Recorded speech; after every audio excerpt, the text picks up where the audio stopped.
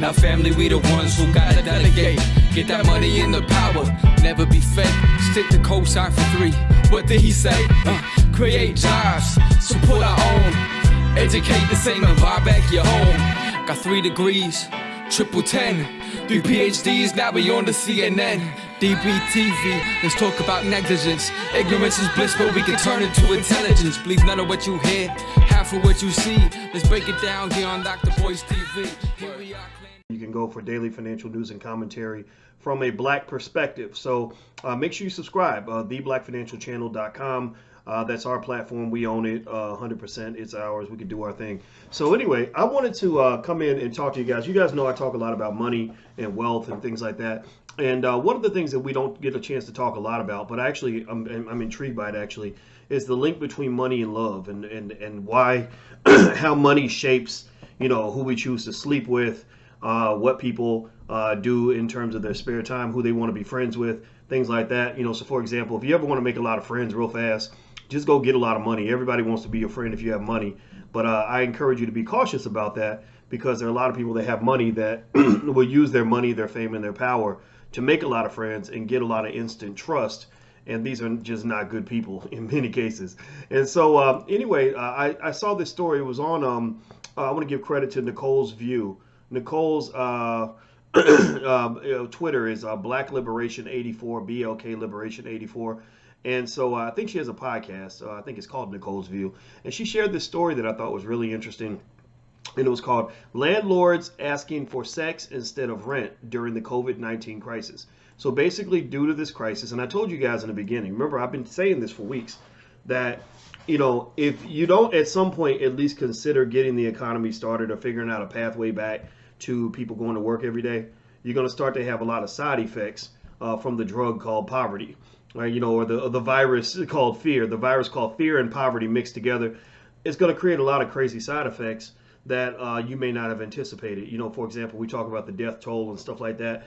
Well, the death toll is going to go up if people go, you know, 3, 4, 5, 6 months without paying their bills. So I have some friends online, you know, who are pretty hardcore socialists, you know, Bernie Sanders types, who are basically resisting the idea of ever possibly opening up the economy, because they feel like, well, you know, I'm not going to die for your capitalism. I'm not going to die for your. Well, first of all, I hate really just making people mad when I say this, but, you know, your odds of dying from the stuff that's out there are very, very low. I told you guys, I did the math. It's about 1 in 800 of a chance that you'll catch the virus, and then a 1 in 26,000 chance that you'll actually die from it. And also, if you're not over 60, your chance of dying are probably about the same as being struck by lightning, maybe something like that. So it doesn't mean you can't get struck by lightning. We all could, but is that enough to keep you in the house forever? I don't know. I'm gonna leave that up to you. But here's one of the side effects that that I knew was going to happen, because I know how money works. I studied money and the psychological effects of money for a long time. And so I saw this story and I said, yep, that's exactly what's about to start happening. People don't start getting desperate. It's about to get real up in his mug. You're about to have some illegal activities up in here. So let me read this to you. Hit the thumbs up button. Hit the thumbs up button. What's going on Instagram? My Instagram is The Real Boyce Watkins. So follow me on Instagram, The Real Boyce Watkins. It says a government agency in the U.S. state of Hawaii has reported an increase in the number of women reporting landlords asking for sexual favors in exchange for rent. The Hawaii State Commission on the Status of Women noted more cases being reported, suggesting that landlords are preying on tenants' financial stress during the COVID-19 pandemic. Due to recent layoffs and furloughs, only 69% of U.S. renters were able to pay rent on April 1st. 69%! Ooh, that's bad. That's really bad. Okay, so, yeah. All right, so I'm going to ask you a question. First, I'm going to ask the men. I'll be real curious to see how the men think.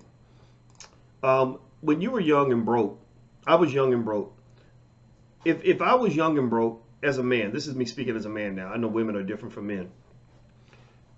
If I'd had a hot, sexy, attractive landlord who said, you know, just hook me up and you ain't got to pay no rent, I would have saved a lot of money in college. I would have saved a lot of money. I don't think I would ever pay rent. Don't get me wrong. I'm not saying that this stuff is okay, but the fellas, would you at least consider an indecent proposal if you were trying to pay your rent and your landlord, let's say now, all bets are off if she's ugly, or she looks like Lizzo or something, like all bets off. And I'm talking about, let's say you had a landlady who not a land dude, unless you're into dudes. If you're into dudes, that's okay. I'm not judging. I don't judge what people do in the bedroom. I really don't. I'm a libertarian in that way. I'm not here to judge what you do in the bedroom because I don't think that's healthy. I think sex is very natural. Actually, that's why we're all here.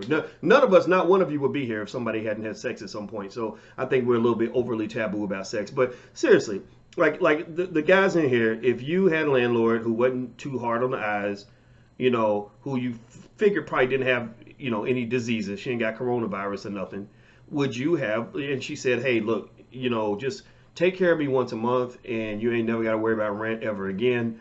How many of you would have been able to save a little extra money, would have put some extra in your stock portfolio, 401k? I'm not gonna lie, I don't, so as a man, when I read stories like this, obviously, men and women view that differently.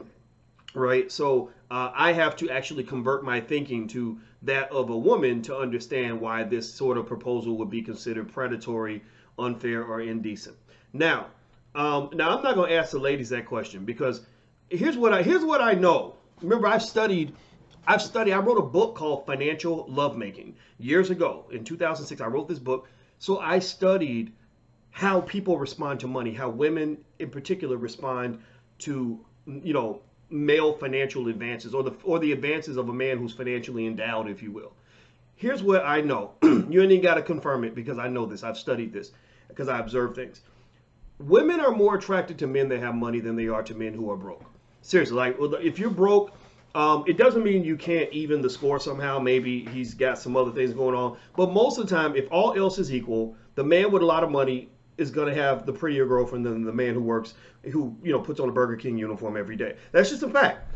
People act like money doesn't matter because it's taboo to admit that it matters. It's taboo to say, I really want financial security. Like, I'm not trying, ain't nothing going on but the rent. I ain't trying to be broke up in here. I can struggle by myself. Sometimes you hear women say that, but a lot of women, they're forced in a box. We put women in an unfair box where they're forced to pretend like money doesn't matter. And I think that's unfair because that's like forcing men to act like, that a big booty don't matter, or that long pretty hair don't matter, or that if you're gorgeous and beautiful, that I'm going to treat you the same as if you were looking like a ragamuffin. Like, that's not true. We know that's not true, right? So I think the same way it's not true, and it would be unfair to force men to pretend like they're going to treat every woman the same no matter what she looks like. I think it's unfair to expect women to see all men as equal, including the ones who are broke and busted. That's why I speak specifically in many cases to black men about the importance of learning about economic strength and how to obtain that, because I think women want that. I think it's not even something they choose. It's biologically wired in their brain stems from 100 million years of evolution. It just is. That's my belief. You're not going to change my opinion. That's just what I think. Now, with that said, here's what I'm going to say. I think in our society, we do have a big money for sex trade that happens all the time. It's just typically a more subtle process. It's not, here's $100, let's go in the bathroom. That's kind of on the raunchy end. It's usually like, oh girl, he's a doctor, what? Right? Like, and then suddenly he becomes much more handsome because he's got, $100,000 in the bank, right? So it's something that people have to accept. I think men can't naively go into life thinking that, okay, you play for the Dallas Cowboys and you signed a $100 million contract. You can go ahead and pretend like she would have still married you even if you were working at Dairy Queen. But we know that's a fucking lie. Excuse my French. We know that's a lie. We know that if y'all go to divorce court, she's going to have her attorney demand what they consider to be their fair share of your assets. So you have to be ready for that, right? That's it. You just have to be ready for that. It's life. It is what it is. It's just facts. So when I thought about all this. All this goes through my brain when I see this whole indecent proposal, money for sex exchange. I'm not surprised. One of the reasons why I also say that it's very important that you give your daughters financial literacy training. Like, the reason I drill my girls in my house about economic intelligence and how to make their own money is because I don't want them to be in a position where they are extremely desperate and some man comes along and says, girl, I can make all your problems go away. All you got to do is just take care of me. All you got to do is give me what I want. Right? I don't want them to have, I want them to have freedom. I want them to have the ability to choose without having the money be the dominant factor. Now, if you choose to, marry a guy or date a guy because he's doing well financially, and that's part of his attractiveness package, that's okay. But it has to be a choice. And what happens is that when we don't train our girls to be financially intelligent on how to make their own money, they get to the point where they don't have a choice. I don't know if you guys know this or not, but did you all know that the single black mother has the lowest net worth of any group of people in America? Did y'all know that? The single black mother, the single white woman's net worth is like $48,000 or something like that. The single black mother's median net worth is like $5. $5. So, and then we could talk about the men. The men, there's an urgency in teaching your sons, but it's a different kind of urgency. It's a different style of necessity, meaning that for him, he can't go through his life on his knees begging a white man to give him an opportunity, because what if the white man doesn't show up and doesn't help him? He's going to have to know how to create his own business. So because at the end of the day, his woman and his kids, as much as they might want to love him through all his inadequacies, they're going to the baby still needs a new pair of shoes. The kid's still going to have to eat. Right. So at the end of the day, that's why I think financial literacy and financial training is so important. So because when I see this offer of exchanging money for sex, I'm not saying that it's okay. I'm going to say that I don't really care. I mean, if somebody's sleeping with somebody to get money, I really don't judge that. I just don't care. It doesn't, because I'm not there. As long as you're not sleeping with me, I'm okay with that. But one of the things that I think is really unfortunate is it's an awkward power dynamic in the sense that, we can say, and I'm not saying that it's not predatory to say to somebody like, hey, look, you tickle my balls, I'll overlook the fact that you didn't pay the rent this month, right? Like I'm not saying that that's not predatory, right? That's clearly an uncomfortable exchange. I think it happens a lot, but it's uncomfortable. It's not something I agree with at all. But here's the thing, right? So you then say, okay, that's predatory. It's highly inappropriate for you to make that suggestion. Well, unfortunately, the challenge, the ugly part of that is that at that point, then he suddenly just says, okay, fine, get out, get the fuck out. You and your kids, leave, get out. Y'all got to go, right? Now, I'm not trying to say either one of those options are good, but I'm saying that a lack of financial preparation and a lack of financial security often puts you in situations where you're between a rock and a hard place. The best way to avoid somebody engaging in predatory actions or proposals towards you due to an amount of leverage that they have over you is to avoid situations where the leverage exists at all, right? So why not train your daughter, instead of being the renter, why not train her to be the landlord, so that she never has to make an uncomfortable decision like that again? If she want to be a hoe, it'll be because she chose to be a hoe, not because somebody drafted her into hoe slavery. Like that's what I'm saying to you. Again, I'm saying this without judgment of what people do with their sex lives, because I'm sure half y'all in here are probably freaks and they gonna pretend like you ain't never done nothing nasty in your life. But I know how life works. Come on now, I'm 48 years old. I've seen a lot. So I'm not judging. I'm not judging that at all. I'm just saying that one of the reasons that economic intelligence is so important for black people is because it gives you options. It gives you freedom. And people that have to deal with these situations are people, unfortunately, who were never prepared to have or create any options for themselves. And I think that's highly unfortunate. And so this complaint is happening everywhere. It's going to get worse. It's going to get worse. Pretty soon you're going to hear stories about people stealing and killing and doing terrible things to other people because they're getting desperate. That's why I'm going to just say this. I'm going to say, here's what I'm going to say. I'm not going to say it wrong. I don't say it wrong. Because people get mad. They I don't know if they think I'm too insensitive or what. I'm not insensitive. I'm very sensitive to what we're going through with this virus thing. I'm very sensitive to it. I follow all the rules. But I'm going to say that I'm trying to figure out, why there is so much resistance to trying at some point to get some parts of the economy restarted. I think that you can still do social distancing. You can still wear your mask. You could still, quarantine a little bit. You could still make sure the senior citizens are kept in a separate space so they're not vulnerable, and still have the economy up and going. Because I think that whatever you've seen up until this point, you're going to start seeing worse things as time goes on. This is just month one. Wait till month two comes around, and landlords are going to start putting people out in the street. It's going to be real, man. It's going to be real. So somebody said, Larry said, Doc, man, if you didn't have a PhD, you would be out here laying the pipe. Well, who said you can't lay the pipe if you got a PhD? I'm playing. I'm really joking. I'm really joking. I'm not here to be raunchy and crass. I'm trying to be all professional and stuff. Everybody has a sex life, and if you don't, you should get one, because that's what you're here for, is to reproduce on some level, or to at least engage in the act of reproduction. If you haven't done it, it's fun. You should try it. Jerome, thank you for your donation. He says, starting my property preservation business this summer. Thanks to watching your videos. Okay, all right, with Daniel Pierce. All right, great. I just wanted to thank you. You made me realize my time was worth more than a paycheck. All right, my brother. Good for you, man. Well, when you come back in, Jerome, I'm glad you made a donation in the super chat, because when people make donations in the super chat, unless I'm with Dr. Claude Anderson, I always read their entire comment. So if you guys ever want like cheap advertising for your business, if you make a donation in the super chat, then your comment appears in color. And out of respect for your donation, I usually will read the comment if I can, unless except for in certain situations. Most of the time I will. And that's a good time to promote your business. So when you come back, do another super chat donation, Jerome, and mention the name of your company, and I'll mention your company on the podcast. And we have a lot of viewers and stuff like that, so I hope that'll help you out. What's a good stock to invest in? There are quite a few.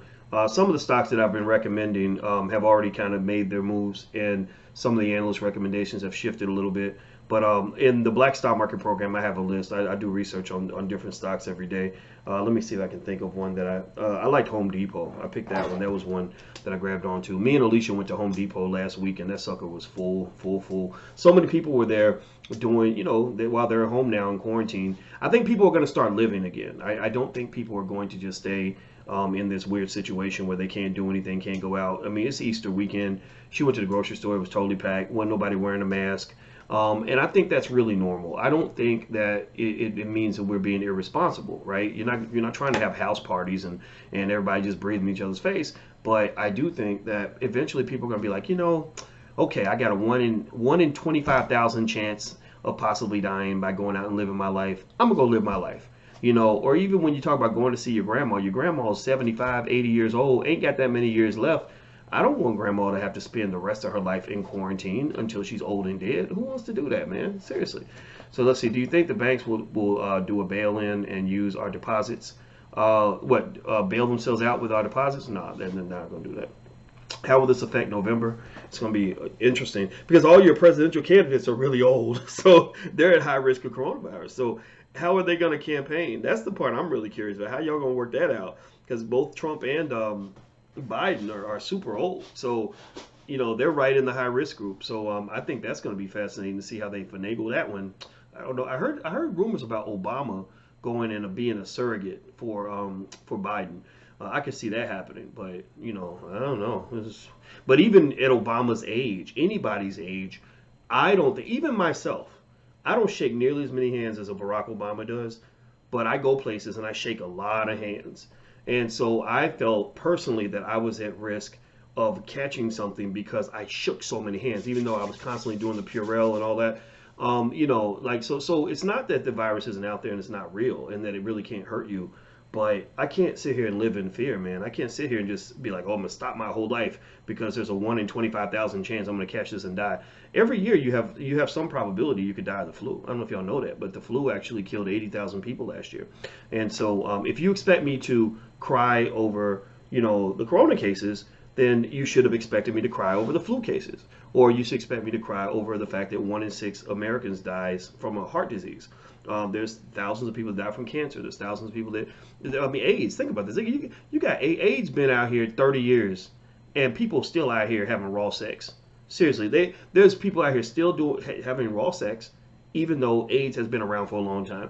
And my belief is that there's some people who are like, yeah, I hope it don't happen, but I'm just going to take my chances, right? I think that's what people are thinking. I'm not saying it's right or wrong, but I'm saying that I think that there are people who are just saying, you know what, I'm just going to choose to live life. And if bad things happen, then so be it, but be responsible, So again, I think of it a little bit. I guess you could think about it like sex, right? if you want to sleep with somebody, now should you go around having unprotected sex with anybody you meet, on the first date and do it hundreds of times? No, that's stupid. That's irresponsible. You're gonna catch the Rona doing that, right? But but you like somebody, you meet them, and you want to do what grown folks do. I don't really know if the chances that you could catch a disease should keep you from exploring your life. So that's my 2 cents. That's what I believe, and I'm sticking to it. All right, guys. So I'm out of here. Have a good day, and thank you for listening. And by the way, please help me with this campaign. I want black people on our channel because we are the intelligent black people. We are the talented 10th. We're not into as much of the dumb stuff as everybody else. I would like for us as intelligent black people to have a stock market participation rate that is higher than the general population. Stock market participation is one of the leading indicators of wealth building for families. So go to your Cash App or something and buy you some shares of stock, become an investor. So the next time I do a survey, I'd like for the results to tell me that over 70% of the people on my channel are invested in the stock market on some level. Okay, so if you're not sure how to do it, there is a free video you can watch, totally free. Just go to firstshareofstock.com. That's firstshareofstock.com. Some of you who watch it every day, you've heard me mention that URL. Forgive me, I have to repeat it because we literally get a few thousand new subscribers every week, and I want everybody that comes in to just know what we're all about from the jump. So firstshareofstock.com. And some of you are asking about this shirt. We do have a t-shirt line if you want to go take a look. It's wokeblacktees.com.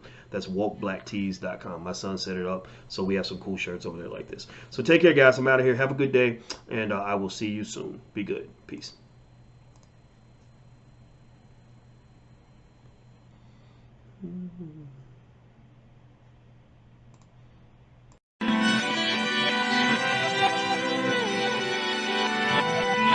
Here we are, clan the isms, cataclysm, great. Our people out here struggling, trying to make it in this state. Everybody out here doing it, but we the ones who late. Now family, we the ones who gotta delegate. Get that money in the power, never be fake. Stick to cosign for 3. What did he say? Create jobs, support our own. Educate the same and buy back your home. Got 3 degrees, triple 10. 3 PhDs, now we on the CNN. DBTV, let's talk about negligence. Ignorance is bliss, but we can turn it to intelligence. Believe none of what you hear, half of what you see. Let's break it down here on Dr. Boy's TV.